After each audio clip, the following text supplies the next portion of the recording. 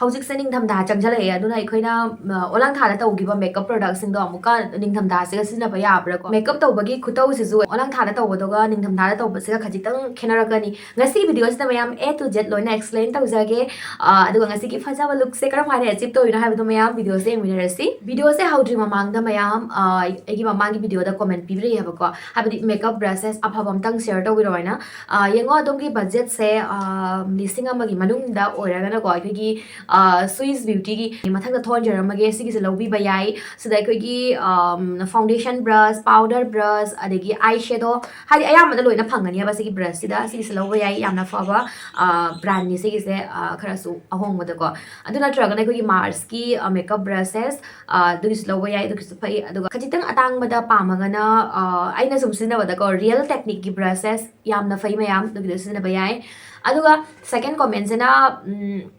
ꯃꯥꯅ ꯍꯪꯕꯤꯔꯛꯏꯁꯦ ꯃꯦꯀꯞꯁꯦ ꯄꯣꯛꯈꯥꯏꯔꯛꯏ ꯍꯥꯏꯕꯀꯣ ꯀꯦꯀꯤ ꯑꯣꯏꯔꯛꯏ ꯍꯥꯏꯕ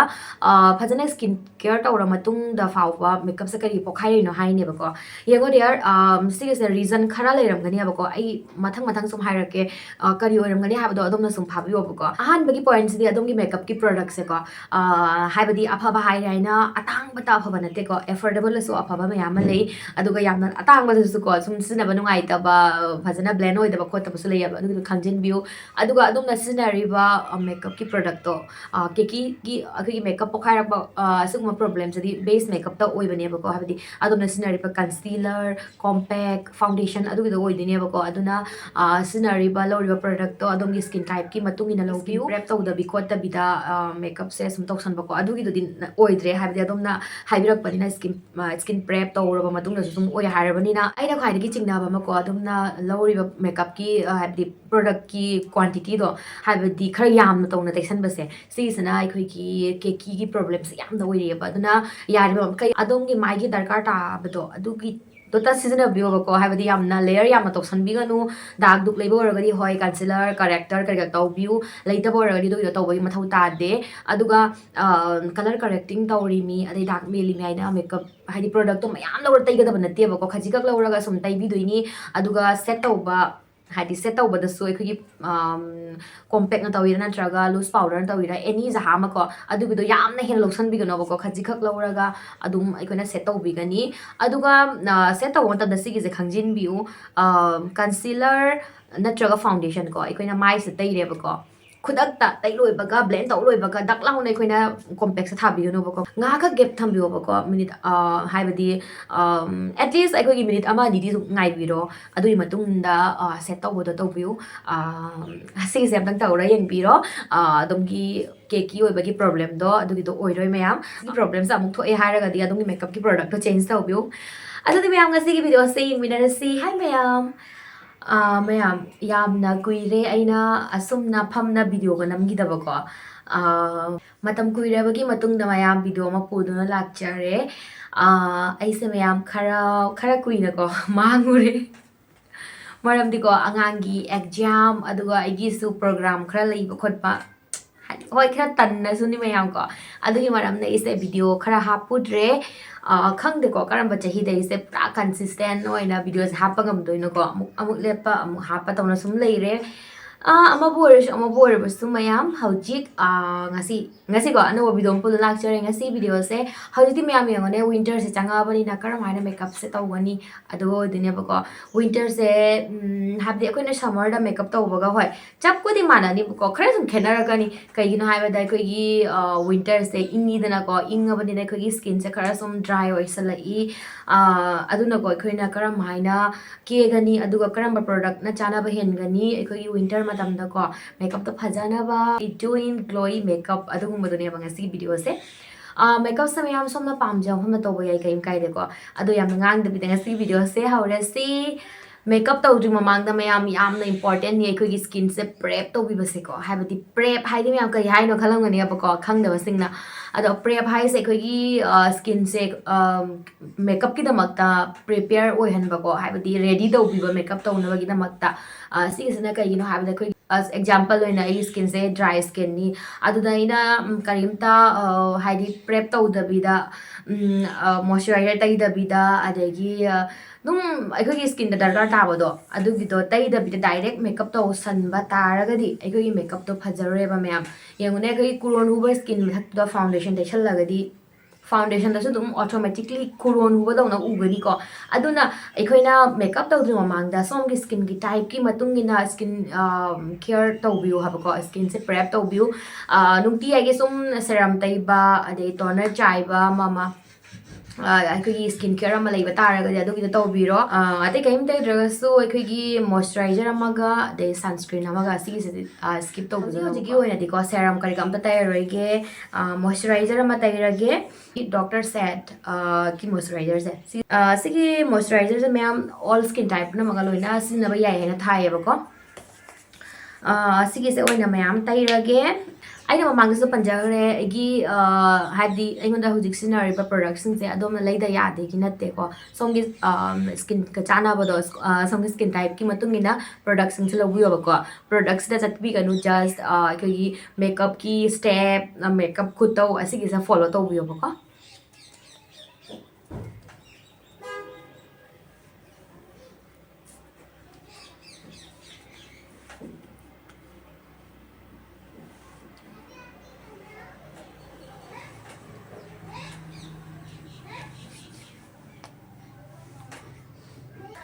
ꯃꯌꯥꯝ ꯍꯧꯖꯤꯛ ꯑꯩ ꯃꯣꯏꯁꯆꯔꯥꯏꯖꯔ ꯇꯩꯅ ꯂꯣꯏꯔꯦ ꯁꯣꯝꯁꯦ ꯗꯦ ꯇꯥꯏꯝꯒꯤ ꯃꯇꯝꯅꯤꯀꯣ ꯗꯦ ꯇꯥꯏꯝꯗ ꯇꯧꯕ ꯃꯦꯀꯞ ꯑꯣꯏꯔꯒꯗꯤ ꯁꯟꯁꯀ꯭ꯔꯤꯟ ꯑꯃ ꯁꯨꯡꯁꯣꯏ ꯁꯣꯏꯗꯅ ꯇꯩꯕꯤꯌꯨ ꯑꯗꯨꯒ ꯅꯨꯡꯗꯥꯡꯗ ꯇꯧꯕ ꯃꯦꯀꯞ ꯑꯣꯏꯔꯒꯗꯤ ꯁꯟꯁꯀ꯭ꯔꯤꯟ ꯇꯩꯕꯒꯤ ꯃꯊꯧ ꯇꯥꯗꯦ ꯑꯩꯒꯤ ꯑꯣꯏꯅꯗꯤꯀꯣ ꯑꯩ ꯍꯧꯖꯤꯛ ꯁꯟꯁꯀ꯭ꯔꯤꯟ ꯀꯩꯀꯥ ꯑꯝꯇ ꯇꯩꯔꯣꯏ ꯃꯔꯝꯗꯤ ꯚꯤꯗꯤꯑꯣꯒꯤ ꯑꯣꯏꯅ ꯀꯦꯖꯕꯅꯦꯕꯀꯣ ꯀꯥꯏꯗ ꯆꯠꯊꯣꯛꯀꯗꯕ ꯂꯩꯇꯦ ꯑꯗꯨꯒꯤ ꯍꯧꯖꯤꯛ ꯃꯌꯥꯝ ꯁ꯭ꯀꯤꯟ ꯀꯦꯌꯔꯁꯦ ꯇꯧ ꯂꯣꯏꯔ ꯃꯇꯨꯡꯗ ꯉꯥꯏꯍꯥꯛꯈꯛ ꯊꯝꯕꯤꯌꯣꯕ ꯒꯦꯞ ꯊꯝꯕꯤꯌꯣꯕꯀꯣ only not only skin care ꯑꯩꯈꯣꯏꯒꯤ ꯃꯦꯀꯞꯀꯤ ꯁ꯭ꯇꯦꯞ ꯄꯨꯝꯅꯃꯛꯇꯁꯨ ꯈꯖꯤꯛ ꯈꯖꯤꯛꯀꯣ ꯃꯇꯝ ꯈꯔ ꯒꯦꯞ ꯊꯝꯕꯤꯔꯒ ꯃꯦꯀꯞꯁꯦ ꯇꯧꯕꯤꯌꯨ ꯃꯔꯝꯗꯤ ꯑꯩꯈꯣꯏꯅ ꯄ꯭ꯔꯣꯗꯛꯠꯁꯦ ꯃꯃꯥꯡꯒꯤ ꯄ꯭ꯔꯣꯗꯛꯠ ꯇꯩꯈꯤꯕꯁꯤꯡꯗꯣ ꯐꯖꯅ ꯃꯥꯒꯤ ꯊꯕꯛꯇꯣ ꯇꯧꯊꯕ ꯉꯝꯅꯕ ꯋꯤꯟꯇꯔ ꯃꯇꯝꯗ ꯃꯌꯥꯝ ꯑꯩꯅ ꯃꯃꯥꯡꯗ ꯄꯟꯖꯈꯤꯑꯕꯀꯣ ꯄ꯭ꯔꯣꯗꯛꯠꯀꯤ ꯈꯔ ꯄ꯭ꯔꯣꯗꯛꯠꯁꯦꯀꯣ ꯌꯦꯡꯉꯣ ꯑꯩꯈꯣꯏꯅ ꯑꯣꯂꯥꯡ ꯊꯥ ꯃꯇꯝꯗ ꯑꯩꯈꯣꯏꯒꯤ ꯁ꯭ꯀꯤꯟꯁꯦ ꯑꯣꯏꯂꯤ ꯁ꯭ꯀꯤꯟꯁꯤꯗꯤꯀꯣ ꯑꯗꯨꯝ ꯍꯥꯏꯗꯤ ꯑꯣꯂꯥꯡ ꯊꯥ ꯅꯤꯡꯊꯝꯊꯥ ꯑꯗꯨꯝ ꯑꯣꯏꯂꯤ ꯑꯣꯏ ꯑꯗꯨ ꯑꯣꯏꯔꯒꯁꯨ ꯋꯤꯟꯇꯔꯁꯤꯗꯗꯤ ꯑꯩꯈꯣꯏꯒꯤ ꯑꯣꯏꯂꯤ ꯌꯥꯝꯅ ꯑꯣꯏꯔꯝꯕ ꯃꯤꯗꯨꯁꯨ ꯈꯔ ꯁꯨꯝ ꯁ꯭ꯀꯤꯟꯗꯣ ꯗ꯭ꯔꯥꯏ ꯑꯣꯏꯗꯅꯀꯣ ꯃꯌꯥꯝ ꯌꯦꯡꯉꯣ ꯁꯣꯝꯒꯤ ꯁ꯭ꯀꯤꯟꯗꯤ ꯁꯣꯝꯅ ꯈꯪꯒꯗꯕꯅꯦꯕ ꯑꯩꯈꯣꯏꯒꯤ ꯁ꯭ꯀꯤꯟꯒꯤ ꯍꯧꯖꯤꯛ ꯑꯩꯒꯤ ꯁ꯭ꯀꯤꯟꯒꯤ ꯀꯟꯗꯤꯁꯟꯁꯦ ꯀꯔꯝꯕ ꯃꯑꯣꯡꯒꯤꯅꯣ ꯍꯥꯏꯅꯀꯣ ꯁꯣꯝꯒꯤ ꯁ꯭ꯀꯤꯟꯁꯦ ꯍꯧꯖꯤꯛ ꯌꯥꯝꯅ ꯗ꯭ꯔꯥꯏ ꯑꯣꯏꯔꯒꯗꯤ ꯑꯩꯈꯣꯏꯒꯤ ꯌꯥꯝꯅ ꯍꯥꯏꯗ꯭ꯔꯦꯇꯤꯡ ꯑꯣꯏꯕꯤꯕꯀꯣ ꯍꯥꯏꯗ꯭ꯔꯦꯇꯤꯡ ꯌꯥꯝꯅ ꯄꯤꯕꯤꯕ ꯑꯗꯨꯒꯨꯝꯕ ꯄ꯭ꯔꯣꯗꯛꯠꯁꯤꯡꯗꯣ ꯁꯤꯖꯤꯟꯅꯕꯤꯌꯨ ꯃꯌꯥꯝ ꯈꯔ ꯍꯥꯏꯕꯗꯤ hydrating dewy finish glowy ꯑꯗꯨꯒꯨꯝꯕ ꯄ꯭ꯔꯣꯗꯛꯇꯣ ꯅꯤꯡꯊꯝꯊꯥꯗ ꯁꯤꯖꯤꯟꯅꯕꯤꯌꯨ ꯅꯠꯇ꯭ꯔꯒꯗꯤ ꯑꯩꯈꯣꯏꯅ ꯗ꯭ꯔꯥꯏꯗꯨꯒ ꯑꯃꯨꯛꯀ ꯃꯦꯠ ꯁꯤꯖꯤꯟꯅꯕ ꯇꯥꯔꯒꯗꯤ ꯑꯩꯈꯣꯏꯒꯤ ꯃꯦꯀꯞꯇꯣ ꯒ꯭ꯂꯣ ꯑꯃꯐꯥꯎ ꯊꯣꯛꯑꯔꯣꯏꯕꯀꯣ ꯑꯗꯨꯒꯤꯗꯨꯒꯤ ꯑꯩꯅ ꯍꯧꯖꯤꯛ ꯁꯤꯖꯤꯟꯅꯔꯤꯁꯦ ꯃꯌꯥꯝ Maybelline Fit Meꯒꯤ Dewy Plus Smooth Primer ꯁꯤꯒꯤꯁꯦ ꯃꯌꯥꯝ ꯌꯥꯝꯅ ꯅꯨꯡꯉꯥꯏꯕ ꯌꯥꯝꯁꯨ ꯇꯥꯡꯗꯕꯤꯗ ꯑꯐꯕ ꯄ꯭ꯔꯥꯏꯃꯔꯅꯤ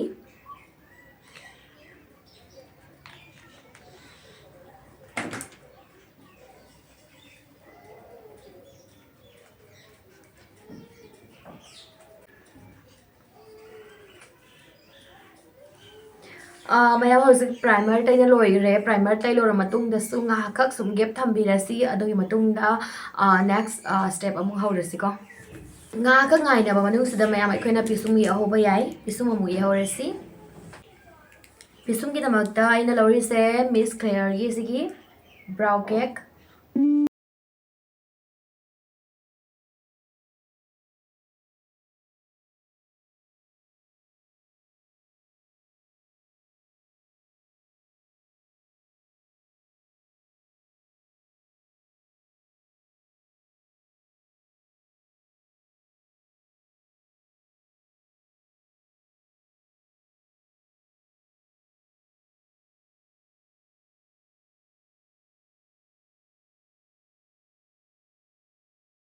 ꯑꯗꯨꯒꯤ ꯃꯇꯨꯡꯗ ꯍꯧꯖꯤꯛ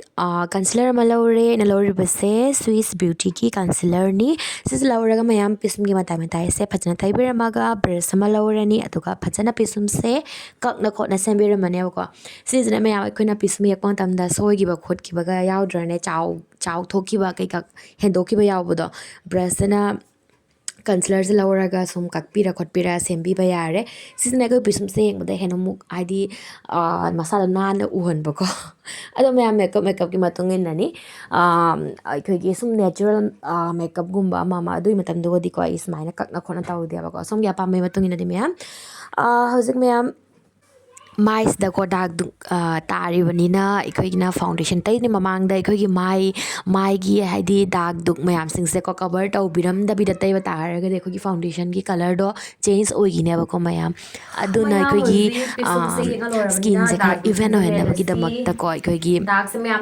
concealer natraga corrector adu mam laura season gani dark se amna hen ta ba ra ga di color corrector taw bi ba ko agi wendi concealer ma laura so jare dark duk me na bagi tamak ta law da concealer se ko gi skin tone se ga match ba concealer traga skin tones da gi mamjan ba color law du ne ba ko highlighting to bagi tamak ta khoi na sina ga da concealer se na ko gi skin tones da gi light oi thok pa ko brush ama laura mayam amuka fazana blend tau thok piramani blend tau da matam yam changhan biu mayam makeup to hena na fazagi ana khan ma tar ga di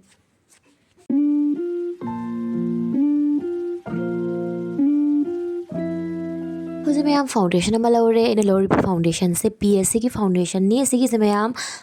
हाइबदी खरा सम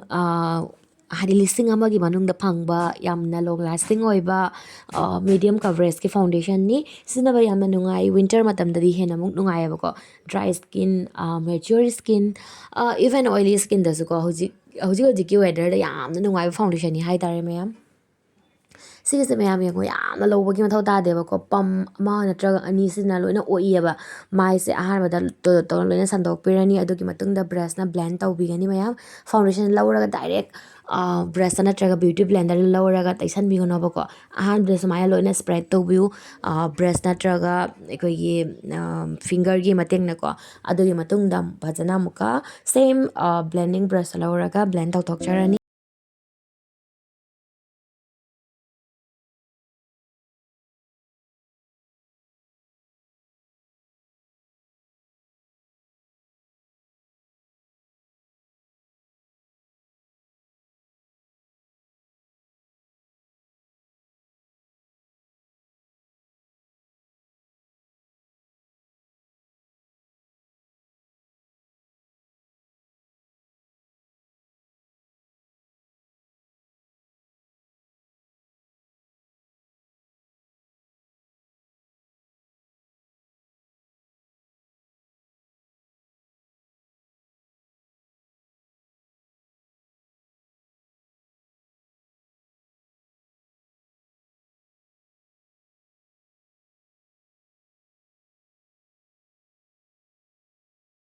How's ma'am Swiss beauty की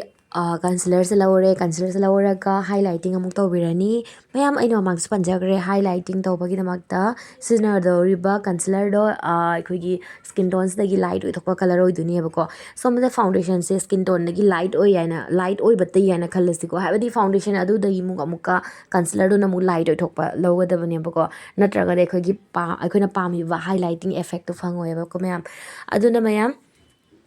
meet मखा देगी समाइना फोरेट खजिक नातोन मथक समाइना खजिक खजिक तैरमनी तैरगा मुका फजना ब्लेंड तौथोकपिरनी ma'am same brush लौरगा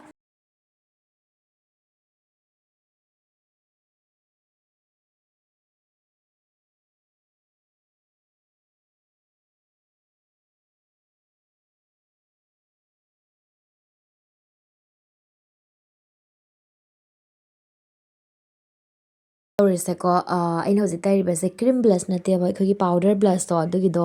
अखोगिना foundation shade तौद्रि ममांगदको खरा खरा थाबिरमे सिगिसना अखोगी सुमाइन थारसु याइको क्रीम ब्लश अमा लौरगा थारसु याइ कयिम काइदे अदो पाउडर ब्लश लौरगा सुमाइना तैरसु कयिम काइदेको होय तौगदबु खरा फाउंडेशन दे चोटलिबनिना खरा येंगा लौरगा तैबिओबा प्रोडक्ट तो ताकनो नपसनगरदि ब्लेंड तौबदा वाबनेबको सुमाइन तौना तैबिरमनी सिजना अखोगी ब्लश तो हेना मु लॉन्ग लास्टिंग ओइ थोय याइ तारे मैम हौजिक ma'am compact ama laura set tawgre aina sinagiba compact to fit me gini Maybelline fit me gi compact adugi matungda hojik eye makeup amuk tawrese ko yamna laiba makeup oiduni eye makeup oiduni ko hojik light brown color ama laure ahan wagi ko lauraga sumaina mit mathakta loina taibiramani fazan tawna blend tawbiramani aduga ina hojik lauriba color se ko ahan bataigiba color dagi khajitang dark ocean ba ko dark khajitang haidi medium brown color ni aba ko medium dark brown color ni sis laurani lauraga corners maina mit mathaki corner rom da ko khajitang color se khajitang hana tawn tham doi ba ko ado matungda hojik brush ama laure brush ahan bataigiba brush so mayam ondore hojik clean brush habidi ꯑꯩꯈꯣꯏꯒꯤ colour ꯌꯥꯎꯗꯕꯤꯗ brush ꯑꯃ ꯂꯧꯔꯒ ꯐꯖꯅ ꯑꯃꯨꯛꯀ blend ꯇꯧꯕꯤꯔꯝꯃꯅꯤ ꯁꯦꯝ ꯍꯧꯖꯤꯛꯀꯤ ꯃꯤꯠ ꯃꯊꯛꯇ ꯇꯩꯈꯤꯕ ꯑꯍꯥꯟꯕꯗ ꯑꯄꯥꯕ ꯕ꯭ꯔꯥꯎꯟ ꯇꯩꯈꯤꯗꯅꯀꯣ ꯑꯗꯨꯗ ꯂꯧꯔꯒ ꯇꯩꯔꯅꯤ ꯃꯤꯠ ꯃꯈꯥꯗ ꯆꯞ ꯃꯥꯟꯅꯅ ꯑꯗꯨꯒ ꯈꯖꯤꯛꯇꯪ ꯗꯥꯔꯛ ꯑꯣꯏꯁꯟꯕ ꯕ꯭ꯔꯥꯎꯟ ꯀꯂꯔ ꯑꯃ ꯂꯧꯔꯒ ꯑꯃꯨꯛꯀ ꯇꯩꯔꯅꯤ ꯐꯖꯅ ꯕ꯭ꯂꯦꯟ ꯇꯧꯊꯣꯛꯑꯅꯤ ꯑꯗꯨꯒꯤ ꯃꯇꯨꯡꯗ ꯃꯌꯥꯝ ꯐꯖꯅ ꯕ꯭ꯂꯦꯟ ꯇꯧꯔ ꯂꯣꯏꯔꯕ ꯃꯇꯨꯡꯗ ꯁꯤꯃꯔ ꯑꯃ ꯂꯧꯒꯅꯦꯕꯀꯣ ꯁꯣꯝꯅ ꯄꯥꯝꯖꯕ ꯁꯤꯃꯔ ꯍꯥꯏꯕꯗꯤ ꯁꯣꯝꯒꯤ ꯗ꯭ꯔꯦꯁ ꯁꯦꯂꯦꯛ ꯇꯧꯔꯤꯕꯗꯨꯒꯤ ꯃꯇꯨꯡ ꯏꯟꯅ ꯁꯨꯝ ꯂꯧꯕꯤꯔꯣꯕꯀꯣ ꯑꯩꯒꯤ ꯑꯣꯏꯅꯗꯤ ꯈꯖꯤꯛꯇꯪ ꯁꯨꯝ ꯑꯣꯔꯦꯟꯖꯤ ꯀꯣꯔꯜ ꯑꯗꯨꯃꯥꯏꯅ ꯇꯧꯕꯀꯣ ꯀꯂꯔ ꯑꯃ ꯂꯧꯔꯦ ꯁꯤꯃꯔꯅꯦꯕ ꯑꯩꯅ ꯍꯧꯖꯤꯛ ꯇꯩꯗꯣꯏꯁꯦ ꯑꯗꯨꯗ ꯂꯧꯔꯒ ꯈꯨꯠꯅ ꯂꯧꯕꯁꯤꯅ ꯍꯦꯟꯅ ꯑꯃꯨꯛ ꯀꯂꯔꯁꯦ ꯄꯤꯛꯃꯦꯟꯇꯦꯠ ꯑꯣꯏ ꯑꯗꯨꯅ ꯈꯨꯠꯅ ꯂꯧꯔꯒ ꯁꯨꯝ ꯇꯩꯔꯅꯤ ꯑꯗꯣ ꯃꯌꯥꯝ ꯍꯧꯖꯤꯛ ꯑꯩ ꯕ꯭ꯔꯥꯎꯟ ꯀꯥꯖꯜ ꯑꯃ ꯂꯧꯔꯦ ꯕ꯭ꯔꯥꯎꯟ ꯀꯥꯖꯜ ꯑꯃ ꯂꯧꯔꯒ ꯁꯨꯃꯥꯏꯅꯀꯣ ꯍꯥꯏꯗꯤ ꯃꯤꯠ ꯃꯅꯨꯡꯁꯤꯒ ꯌꯦꯛꯁꯟꯗꯕꯤꯗ ꯑꯩꯈꯣꯏꯒꯤ ꯄꯥꯈꯣꯡ ꯂꯩꯇ꯭ꯔꯅꯦ ꯑꯗꯨꯒꯤꯗꯨꯒ ꯈꯖꯤꯛ ꯈꯖꯤꯛ ꯇꯩꯕꯤꯔꯝꯃꯅꯦꯕꯀꯣ ꯇꯩꯔꯒ ꯁꯨꯝ ꯊꯝꯃꯝꯒꯗꯕ ꯅꯠꯇꯦꯕ ꯕ꯭ꯔꯁ ꯑꯃ ꯂꯧꯔꯅꯤ ꯕ꯭ꯔꯁ ꯑꯃ ꯂꯧꯔꯒ ꯑꯃꯨꯛꯀ ꯐꯖꯅ ꯕ꯭ꯔꯁꯁꯤꯅ ꯑꯃꯨꯛ ꯕ꯭ꯂꯦꯟ ꯇꯧꯊꯣꯛꯄꯤꯗꯣꯏꯕ ꯁꯤꯁꯤꯅ ꯌꯦꯡꯕ ꯃꯇꯝꯗ ꯃꯤꯠꯁꯦ ꯈꯖꯤꯛꯇꯪ ꯂꯥꯎꯊꯣꯛꯄ ꯁꯨꯝ ꯃꯥꯜꯍꯜꯂꯦꯕꯀꯣ ꯑꯗꯨꯒꯤ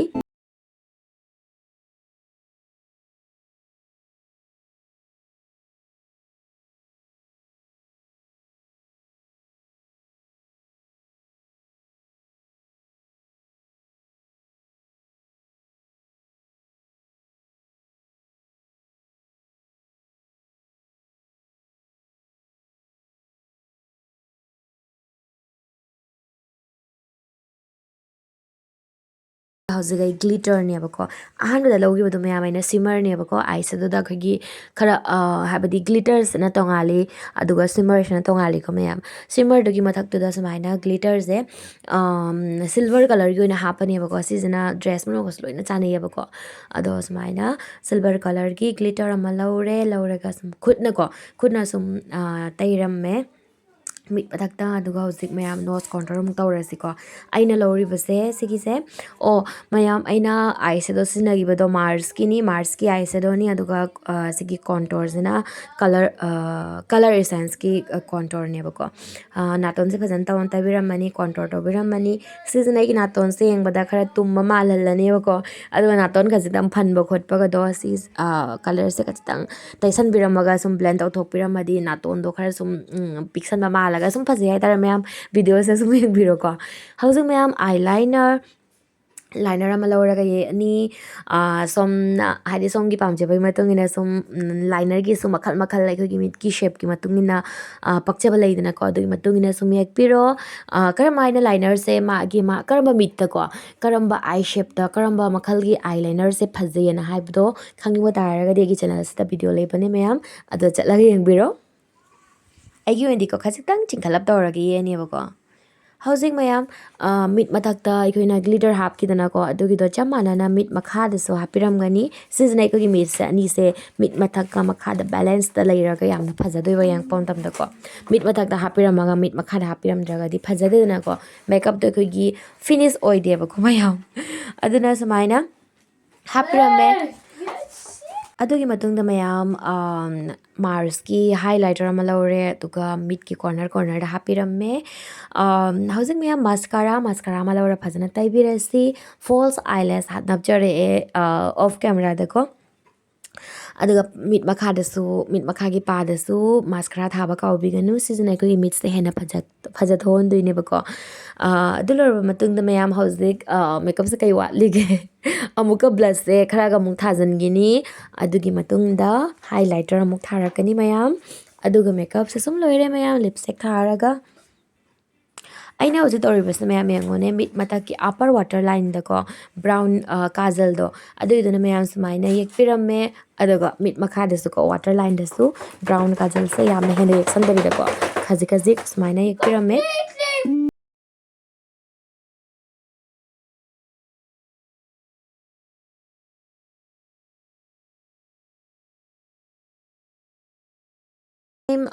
color essence ki contour si laura ga mayam hairap ka contour tawiram gani adom gi magi shape ki matungi na ko mayam contour se tawiu karamain da ugani khangba taraga di already agi channel sida video yaw bani ba ko aduga chalaga yang view magi shape ki matungi na contour karamain tawgani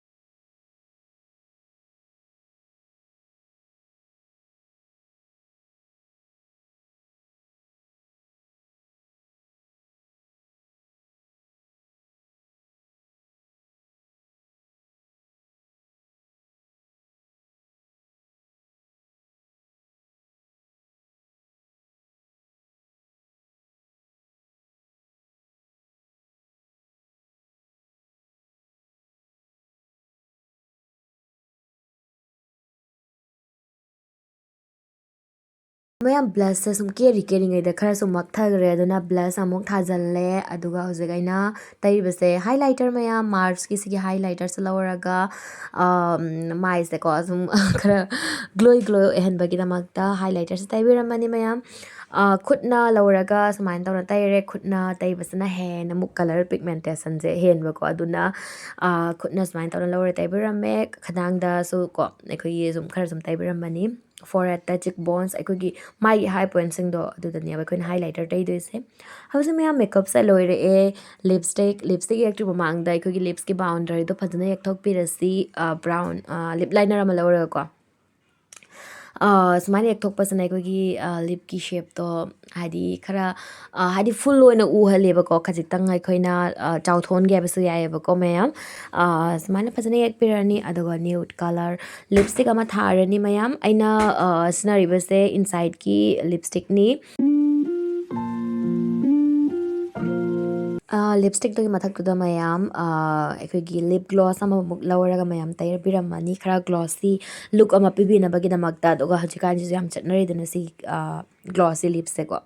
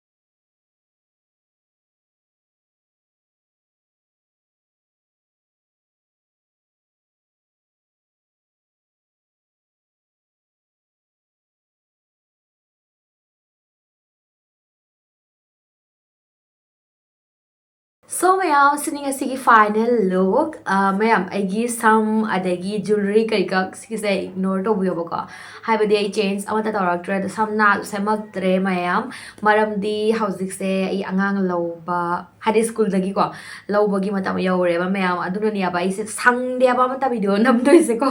adu daina video se yangone channel ama pairabani na sum matam sang na sum hapaktra di aingona mangji ko aduna ngasi se video samjarak pani abak chinbagi wari se mayam taninga moyaba kaisu ko mayam ada ina mayam ta khajitang khanganjabani samna kai gak se jewelry kai gak se ignore do view kai gumba samna phajana sem dana khotana de phajawa jewelry degi फजन सिब तारगदी look से हेन मु फजगनी ma'am अखोई केब से ma'am फजब से ओनली मेकअप से फजर त यादेबो को अखोइना सेलेक्ट तोरिबा ड्रेस अदेगी सेलेक्ट तोरिबा ज्वेलरी कई कसे यामना मैटर तवी अखोइना चानाबा कलर कॉम्बिनेशन से सिगी नॉलेज कर लिबगी याम दरकार तायबो को मैम I hope मैम गसे मेकअप से पामिरमगना खनजे support tobi ma'am support tobi जब तारगदी ऐसु वीडियो सेमनिंग वो तो फाउ देबो को खरा का थबक चिन बने वीडियो से लाइक तोबिरा चटपिउ